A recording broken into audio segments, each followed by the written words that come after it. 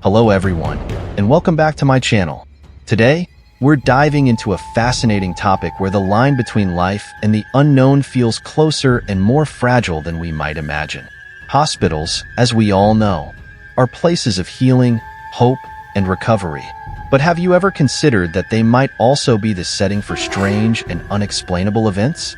Tonight, we're going to explore 4 chilling stories from patients who have encountered the supernatural within the very walls of these institutions.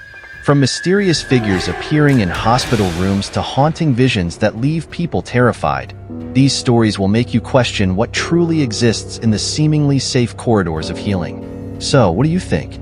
Could the supernatural truly dwell in places like this? Join me as we turn off the lights, relax, and step into a world of the unimaginable to uncover these eerie and spine-chilling tales. Don't forget to share your thoughts in the comments below. The first story. It was a late night, and I was alone in my quiet room. A soft, yellow light from the bedside lamp cast a dim glow. A persistent pain around my rectum nagged at me every time I went to the bathroom. Occasionally, I would notice bright red streaks of blood in the toilet bowl, and my stool was becoming narrower. A warning sign I couldn't ignore.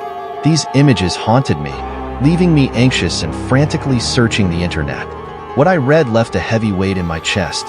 Hemorrhoids, or worse, colorectal cancer. Trying to shake off those grim thoughts, I convinced myself it was just internal hemorrhoids. But the fear lingered. I bought over-the-counter remedies, hoping they would bring relief. A month later, my symptoms eased, and I thought everything was fine. But soon after, things took a turn for the worse. I found myself forcing diarrhea just to get through bowel movements. The growing fear consumed me, and I couldn't stop asking myself, what if it's cancer? Finally, on a dark and despairing night, I went to the emergency room. The hospital's cold fluorescent lights and the echoing footsteps down empty hallways only deepened the gloom. The doctor performed a rectal examination, and the sharp, stabbing pain felt like it was piercing deep into my core, leaving me on the brink of passing out. After a CT scan, the doctor mentioned an abnormality. It felt like the world around me shifted, like I had stepped into a different reality where a terrifying truth awaited me. What if this is cancer? That thought lingered in my mind like a ghost I couldn't banish. One stormy evening, with heavy rain pounding on the roof, I decided I couldn't delay any longer. I went to the emergency room, my heart weighed down with dread. The hospital at night felt eerily silent, with only the hurried footsteps of nurses and the harsh neon lights casting long shadows in the corridor. The doctor examined me with a cold, emotionless expression, as if the suffering of his patients was just another routine part of his day. When he performed a rectal exam, the sharp pain was unbearable, like the slice of a razor. But something strange happened. When he withdrew his hand, an unnatural chill spread through my body, as if it wasn't just the doctor in the room. It felt like an unseen presence was standing behind me, watching. After a CT scan, the doctor told me there was something abnormal but couldn't provide a definitive conclusion yet. At that moment, it felt like I had entered another world, a place where everything was vague and inexplicable. That night, I was admitted to a hospital room. The long, dimly lit corridor, bathed in sickly yellow light, seemed endless, as if time itself had stopped. I tried to close my eyes and find sleep, but a sudden, icy breeze swept through the room, carrying with it an indescribable stench. Suddenly, I felt someone standing at the foot of my bed. The sensation was unmistakable, as though a shadowy figure was watching me, its cold eyes piercing through the darkness. I jolted upright, my heart pounding, but when I looked around, I saw nothing but the silent void. Yet, the feeling remained, an unshakable sense that someone was still there, lurking in the shadows. About an hour later, Dr. Tumbong, the same doctor who examined me earlier, entered the room. He said, "We need to perform surgery immediately. I'll be the one handling it." However, as he approached my bed, something felt off. His eyes no longer held the clinical detachment I had seen earlier. Instead, they carried a strange curiosity. It wasn't the gaze of someone trying to help. It felt like he was studying me. In a hushed tone, he said, "You don't need to worry. Just cooperate with me, and this will all be over soon." His words echoed in my mind like a warning. At that moment, the chill from the shadows grew more intense. Outside the window, the rain continued to fall, but I heard a deep, heavy sigh, as if someone was standing just beyond the door, someone I couldn't see. But the strangest part came when I looked in the mirror. My reflection didn't look quite like me. It was me, yet distorted. Like there was something faint, an image that wasn't mine, standing just behind me. Its empty, haunting eyes bored into mine. I knew then that something terrible was drawing near, and I couldn't escape. All night long, I tossed and turned, unable to sleep. Strange noises echoed down the hallway. The light, steady sound of footsteps, faint whispers from an unknown source, and occasionally, the giggle of a child. Each time I closed my eyes, the image of the figure standing at the foot of my bed would flash in my mind, sending chills down my spine. By morning, weak sunlight filtered through the curtains, but it failed to lift the gloom weighing on me.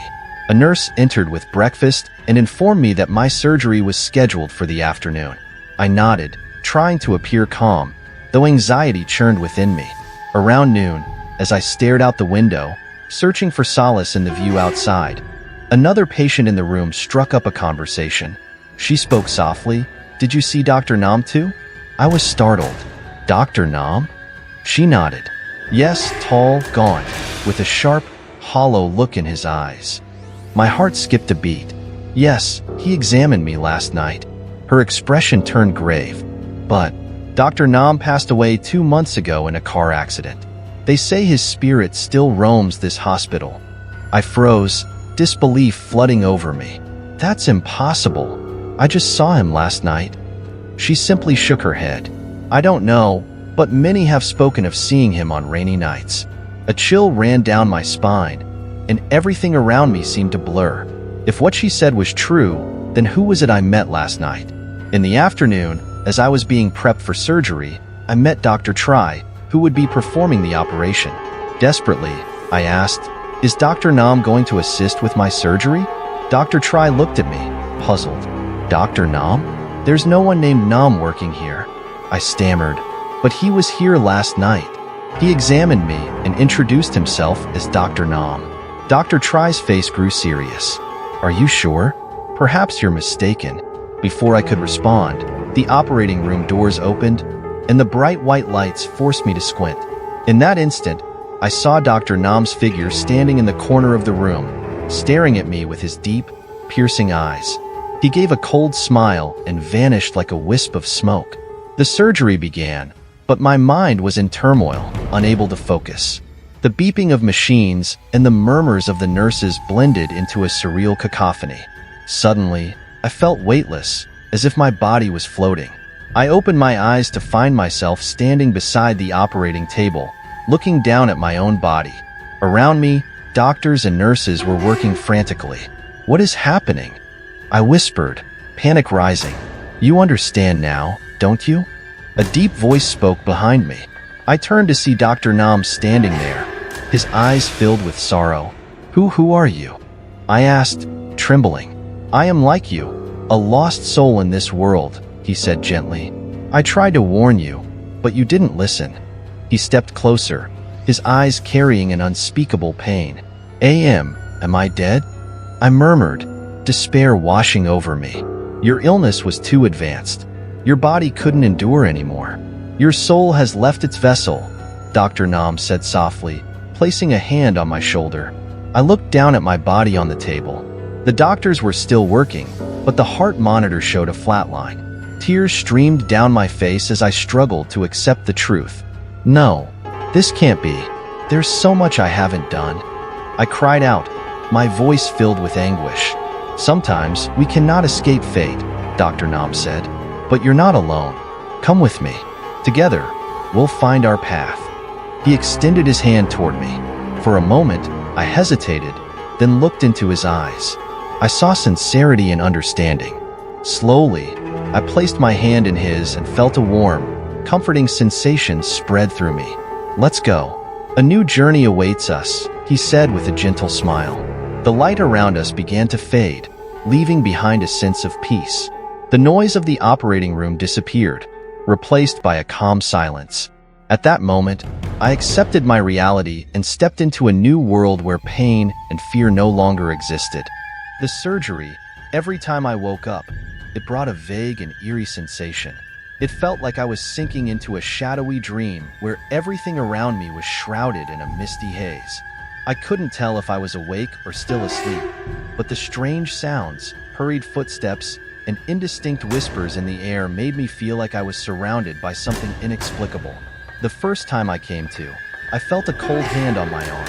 I opened my eyes, but all I could see were blurry shapes of nurses working hurriedly. However, something caught my attention, a shadow standing near the head of my bed. It wasn't clear, but I could feel a chilling gaze from whoever it was. I tried to call out, but my throat was dry and I couldn't make a sound. I closed my eyes again, but the pain surged through me, forcing me awake. This time, I saw Don standing nearby, but he wasn't the same as before. His eyes no longer held the kind and reassuring look he had when he greeted me before surgery. Instead, his gaze was empty, as if he wasn't Don anymore. He stood there silently, observing me with an expression that was both unsettling and strange. I wanted to call out to him, but my throat still refused to cooperate. Instead, I watched as his hand extended, gently resting on my forehead, ice cold to the touch. Suddenly, I felt a shift in the atmosphere. All the sounds around me seemed to cease, and a strange, uncanny stillness enveloped the room. It felt like I was being pulled into another space, a dark, cold void where silence reigned supreme. My vision blurred, and it felt as though I was drifting into a dream with no way out. Just before I slipped into unconsciousness again, I heard a whisper echoing from a corner of the room. "He's ready. We can proceed." This time, I couldn't resist, couldn't say anything. It felt as though I was being drawn into something beyond my control, and as I closed my eyes, I no longer knew who I was anymore. At that moment, I was half asleep when I heard the voice of a patient from the bed next to mine. He advised me not to read about cancer online or watch other patient stories. His advice was profoundly thoughtful. That evening, a staff member came to clean my room. When she pulled the curtain aside, the bed next to mine was completely empty. I asked her about the patient, and she said, "No one has been in that bed for 2 days." I'm not sure if it was something paranormal, but it left a deep impression on me. Thank you for listening and supporting these stories. Have a wonderful day or night. Please share and comment below to let me know if you enjoyed this story.